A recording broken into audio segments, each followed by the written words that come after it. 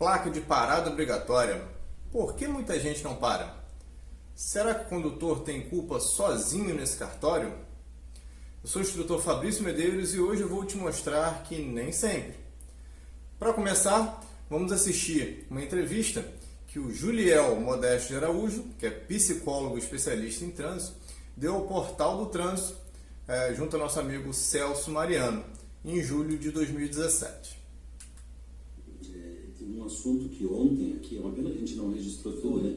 Nós já tivemos algumas horas de papo no dia de ontem. E um dos assuntos que me chamou muito a atenção foi justamente quando você falou que existe um certo tipo de erro que ele não pode ser atribuído àquele sujeito só, né? Nem sempre é só a falha daquela pessoa.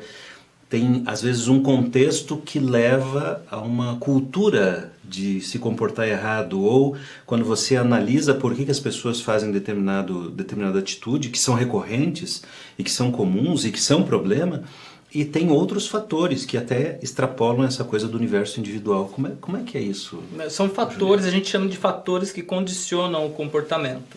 Acho que dois exemplos interessantes são aqueles em que o uso indiscriminado de determinada sinalização viária ela não corresponde àquilo que de fato o comportamento humano é capaz de observar.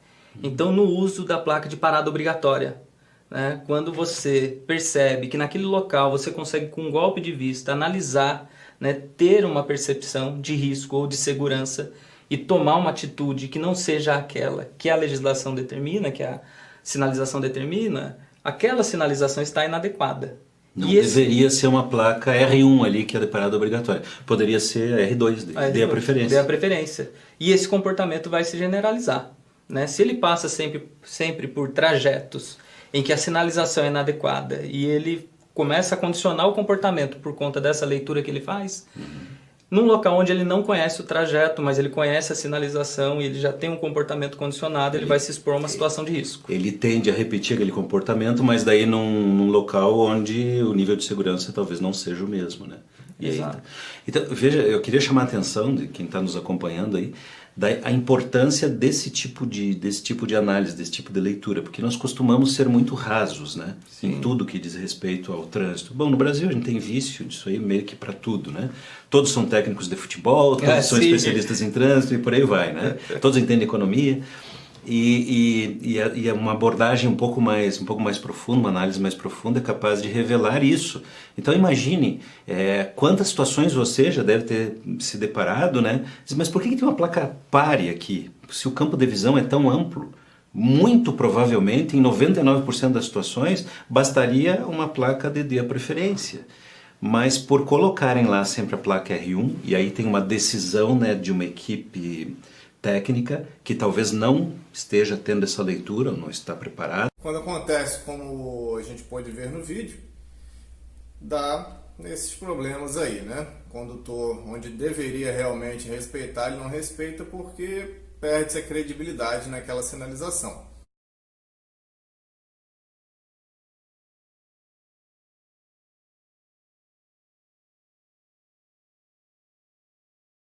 Então, qual é a regra básica de aplicação entre a placa de parada obrigatória e dê preferência? É justamente o que tornam elas antônimas na hora da escolha, né? A placa de parada obrigatória é onde a parada for realmente necessária. Ou seja, justamente quando a visibilidade for muito restrita, né? Quando os veículos que se aproximarem de determinada interseção não tiverem uma boa visão um do outro, simplesmente. Quando acontecer o contrário, ou seja, quando se perceber que a placa de parada obrigatória é demasiadamente restrita, né, e que a intervisibilidade entre os condutores for boa, opta pela de dê a preferência. Simples assim. Para exemplificar, né, eu tirei essa foto aqui do Google Maps, de um local aqui próximo à minha casa, onde anteriormente havia a placa de parada obrigatória. E ela obrigaria o condutor a parar totalmente. Olha que campo de visão gigantesco. Qual é a necessidade, né? Portanto, eu desempenhei meu papel de cidadão, né, lá no artigo 72 do CTB, e solicitei ao órgão que substituísse pela placa de dê preferência. Bom, eles não quiseram fazer muito no amor, não, tive que recorrer ao Ministério Público, mas está lá, substituíram, né? Hoje eu fui lá e gravei 2 vídeos para a gente ter uma ideia como ficou, né? E o que está acontecendo. Vamos ao primeiro. Não vem veículo nenhum, beleza, galera, ó, vai embora, não tem necessidade nenhuma de parar totalmente, né? Uma burocracia desnecessária. No segundo vídeo, no mesmo local, né? Temos esse primeiro veículo, essa caminhonete, que vai passar direto, porque dá tempo, esse veículo aqui está rotacionando muito devagarinho e o condutor percebeu isso. Já o segundo veículo, ele vai segurar um pouquinho, não vai parar totalmente, porque não precisa. Ele calculou bem o tempo e vai deixar rolar.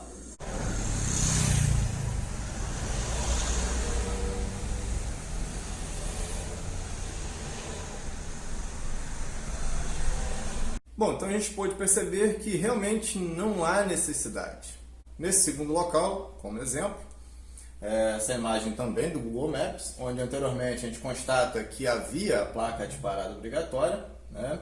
E hoje não mais, também de acordo com a solicitação que realizamos, né? Hoje tem a placa de dê preferência. Então eu gravei um vídeo, né, do meu próprio deslocamento, onde vocês vão perceber o seguinte: vou visualizar que vem uma moto ali, somente ela estava rotacionando, dei uma segurada, ela decidiu que ia para o local oposto, eu fiz a minha conversão aqui.